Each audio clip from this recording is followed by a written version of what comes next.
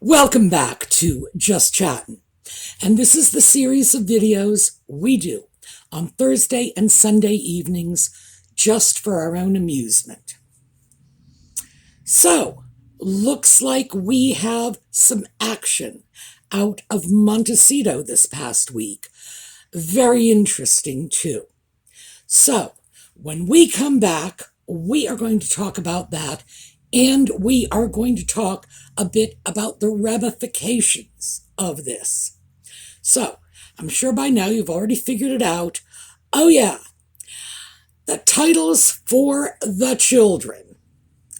When we come back.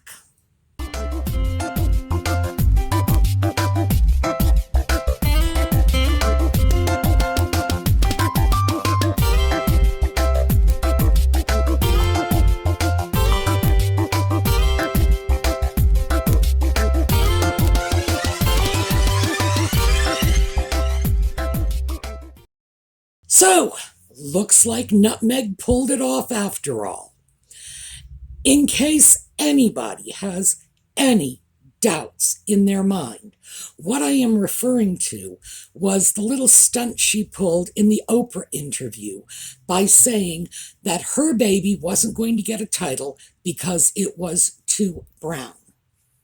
We'll follow up a little on that later on. But yeah, it was a naked manipulation to force Charles to give her kids titles when he hit the throne. Now, I have no idea in which order things took place, but Lilibet, the putative daughter, was christened this past week.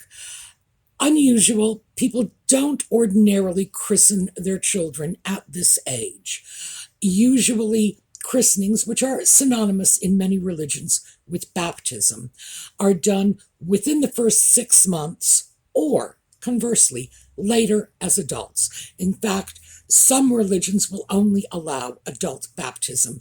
They do not approve of baptism for young children. But this was very unusual timing. Now, I said a couple of weeks ago that I was expecting some stunt out of Montecito. I don't know if this is it because we haven't quite moved up to the coronation yet, but this was quite the stunt. The child was christened, and the announcement said that it was Princess Lilibet Diana, and consequently, the royal family's website lists the children as Prince Archie and Princess Lilibet.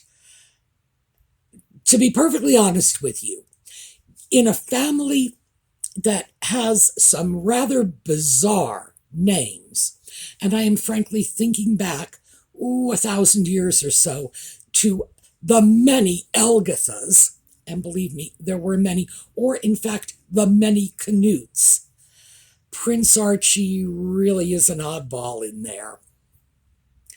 Nevertheless, did the palace authorize the use of the titles, or did Nutmeg and Ginger simply take it upon themselves, knowing that the palace would be forced to fall into line, otherwise they would be accused of denying titles to the two black children who, as we all know, are extraordinarily white, but hey, I'm not even up on the semantics of this thing anymore. So let's take a look at what that actually means. When you have a royal family and everybody and their brother is getting titles, you have, first of all, a dilution in the significance of the title. If you have 5,000 princes, being a prince is meaningless. And in the case of the current royal family, what they have are 17 princes and princesses. And that's just what they have, not what they might get at some point in the future. Okay, So let's just identify our key players. Charles and Camilla. Now, although they are not prince and princess any longer, up until a few months ago, they were. So they are king and queen. They are the senior working royals among senior working royals. They're the top. Now, we then have William and Catherine, Prince and Princess of Wales. After that, we have Edward and Sophie, Earl and Countess of Wessex. Now, Edward is a prince. His wife, therefore, is entitled to use the title princess. She doesn't, they don't.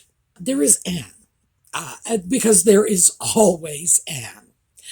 And after Anne, we have 3 little Cambridge children. Now, I know technically they're Waleses now, but I haven't even really become one with the fact that the Queen's no longer with us. So it's probably going to take me a while before I get out of the mindset of the little Cambridge children. So I have 3 of those. We then have Andrew, Prince, his daughters, Beatrice and Eugenie, princesses. So that's 3 more. And then, bringing up the rear, we have Nutmeg, Ginger, and the 2 putative children. 4 more. So that is our total. That is our 17 princelings. Prince, princess, king, queen, whatever. 17 of them. Of the 17, only 7 of them are working royals. Charles and Camilla, William and Catherine, Sophie and Edward, and Anne. And you got to know Anne's going to be the one that turns out the lights when the rest of them are all gone. 7. It's 10 of them who are not working royals. Now, the little Cambridges are not working royals because they are too young. And I know there are many of you out there, myself included, who will say that just by being adorable, well-behaved children, I don't know about Louis. Louis's the little devil, but he's cute as a button. Smiling for the cameras, getting their pictures taken, just being charming, engaging little children. They are doing their bit. So we can't hold the fact that they are too young to work against them. Nevertheless, they are not working royals. Now, Andrew, Beatrice, and Eugenie. Andrew is not a working royal. Beatrice and Eugenie are not working royals. They occasionally make a public appearance, mostly involving charities that they're intimately associated with. They are in their mid-30s, and it's obvious that if they wanted to be working royals, that's a decision that would have already been made. Well, it hasn't been. As far as Andrew goes, he's done like dinner. He's just been sidelined, and I don't think there's any coming back for him. So I think those 3 are out of the loop. They are not now working royals, and they are not likely ever to be working royals in the future. And then, of course, we have the Montecito alleged royals. Well, no. Nutmeg and Ginger were working royals. They quit. They went away. Their children are American. They're being raised in America. Are they going to be working royals? Well, who knows what the future holds. But even if they decide they would like to be working royals at some point in the future, are they going to be of any possible value to the British royal family, having been raised in the United States as Americans? Again, very unlikely. So what we have here is we have 7 working royals, 3 waiting in the wings, 7 non-working royals, not likely ever to be working royals. And we have 4 wild cards.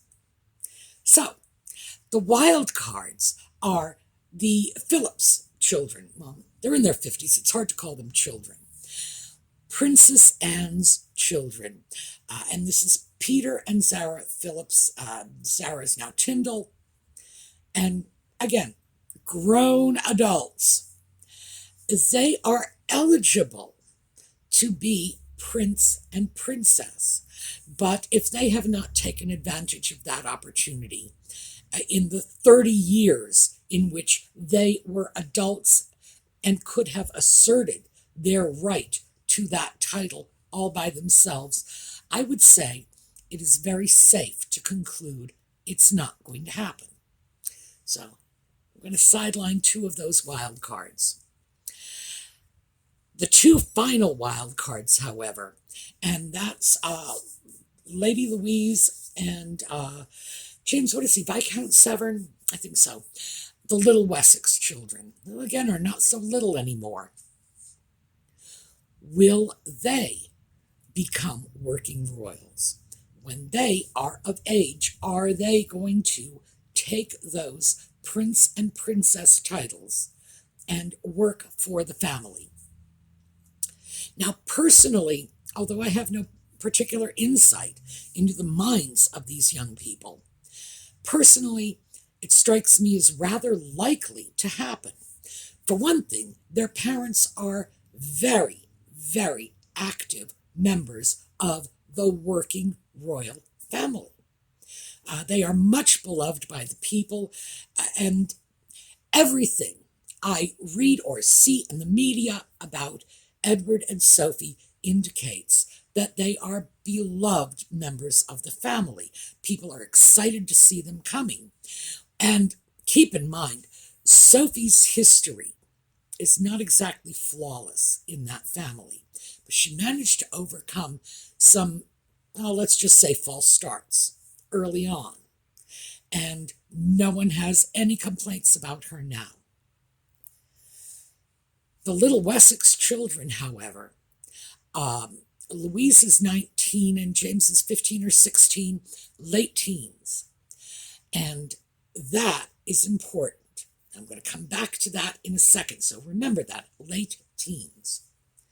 There are other quasi-working royals out there, 5 of them.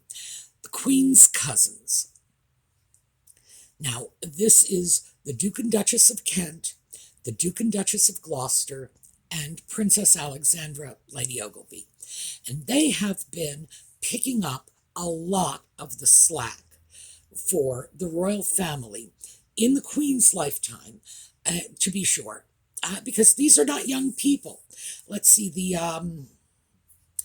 Kents are hard on 90, the Gloucesters hard on 80, and Princess Alexandra is in her mid-80s. So we are talking about people well past what anyone would consider to be ordinary retirement age. But apparently they're still out there plugging away. But that's not going to last indefinitely. Those 5 working royals, the Queen's cousins, who were extremely valuable to the royal family at a time when the royal family's nucleus was a queen with small children and her sister. It was necessary to sort of branch out to cousins to fill in some of the gaps because there were only 2. And actually this started in the reign of Elizabeth's father, when, of course, he was obviously looking to his siblings to help fill the gap. Prior to this, the royal family had been pretty prolific. Some of them actually bred like rabbits. So there were a lot of duties to be filled by a limited number of people. Now, we all know Charles wants to streamline the royal family. Now, what does streamlining the royal family mean? Well, in Charles's mind, it seems to mean if you have a title, you better be earning it. Period. Charles would like to consolidate titles to within the group of people who are actually doing something to pay back for those titles. In other words, you get the prince title, you need to be a working royal. And this is reasonable. There's nothing unreasonable about this at all. This is not mean, nasty old Charles making people work for a living, which of course he's doing. But the only people who will say it's mean and nasty to make someone work for a living are people who don't want to work for a living. Charles would like to see those titles remaining with people who are actively serving the crown. You can't fault him for that. What we have at this point, of course, as I say, 17 working royals, or 17 royals, sorry, 7 working royals, 7 non-working royals, 3 babies, and then we have the little Wessex children. Now, what I think will happen, and this is pure speculation, but playing the odds, over the next 5 to 10 years, that extended royal family, the Kents, the Gloucesters, Princess Alexandra, those who are still left with us 5 years from now, 10 years from now, are almost certainly going to retire. The Kents at 90 cannot be expected to be working royals. Princess Alexandra, she's in her mid-80s again. If she's getting out of bed in the morning, well, good for her. The Gloucesters are only just slightly younger. We're talking about people in their early 80s. They will be moving aside. It is the way of the world. Lord knows I do not wish them ill, but it's just going to happen whether I wish it or not. And then there's going to be a pretty significant gap in between the number of people with titles and the number of people doing the job. The gap is not quite so significant right now because we still have the Queen's cousins who are still able and willing to fill in, especially on ceremonial occasions. So, 5 years from now, 10 years from now, the Wessex children will be old enough to step up.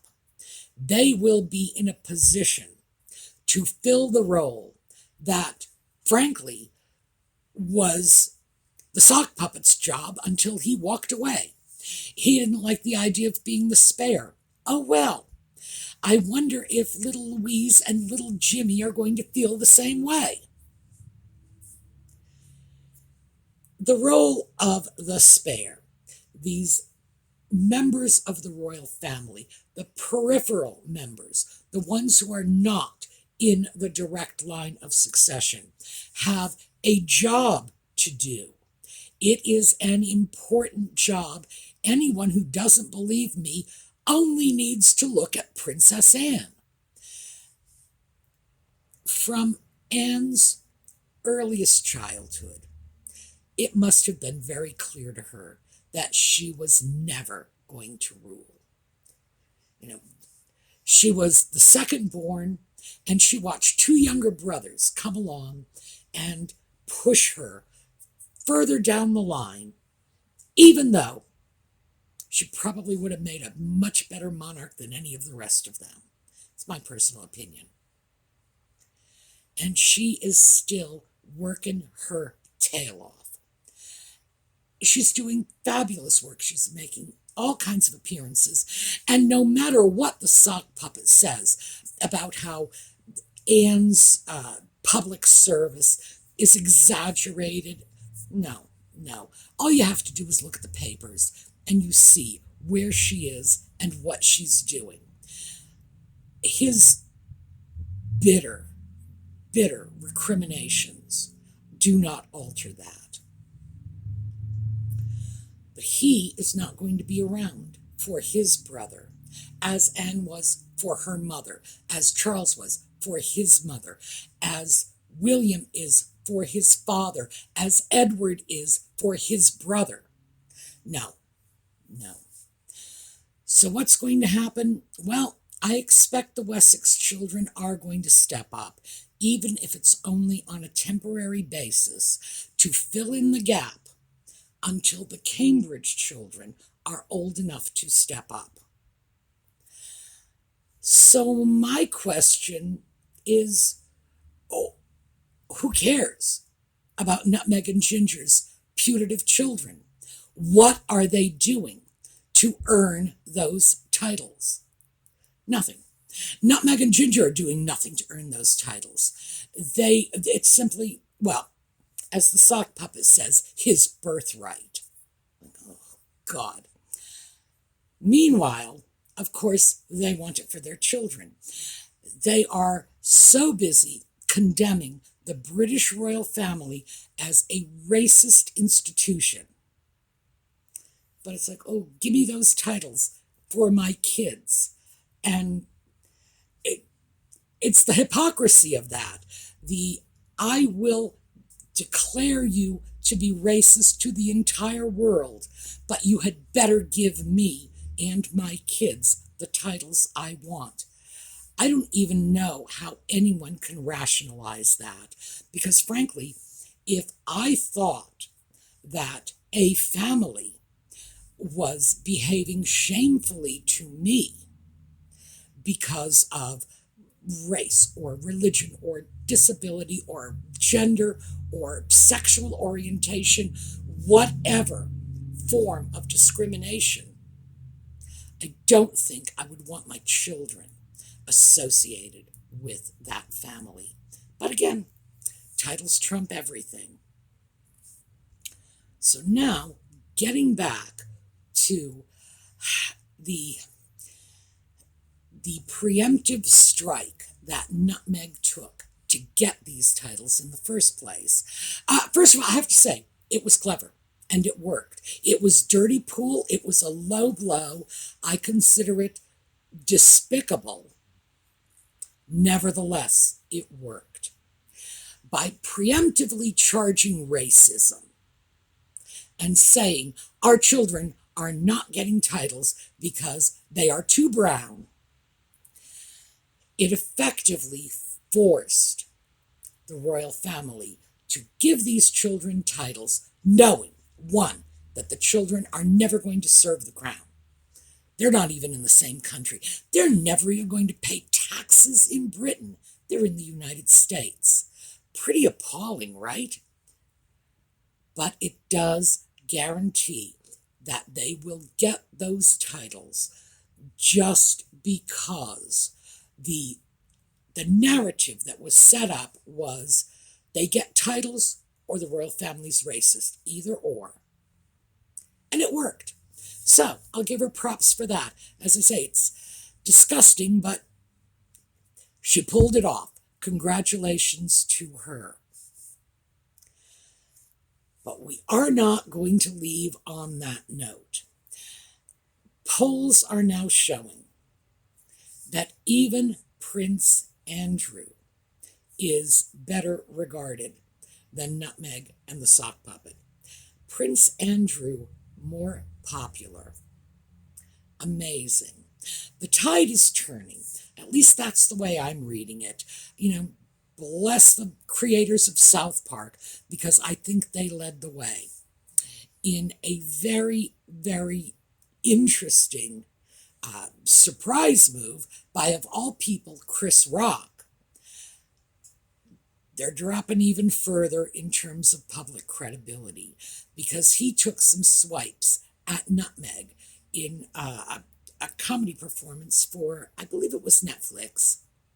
And just very quickly to summarize, his claim is that no, inquiring into a child's color is not inherently racist. It's what we've all been saying all along. The fact is that everybody does this. It doesn't mean anything. So, They're so racist. They wanted to know how brown the baby's gonna be. I'm like, that's not racist. Because even black people wanna know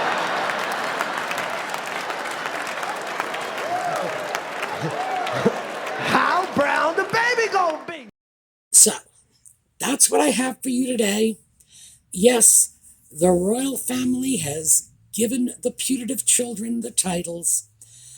For our purposes, that makes the parentage of these children a moot point. Who knows where they came from? They could have simply been found under a leaf in the cabbage patch. Doesn't make any difference anymore. Nutmeg's gotten the titles. And it's all she really wanted. We all know that. I feel bad for the ginger sock puppet because the children have the titles. Of what value is he in our universe? And we all know what happens to people who outlive their value in Nutmeg's universe. All right, we're going to take a look at a slideshow on the way out. I think we'll take a look at Princess Anne because we have been talking about working royals. All right, I will see you all over the weekend for our weekend videos. And again, Sunday night, we're going to do some more Just Chatting. Meantime, have a terrific day.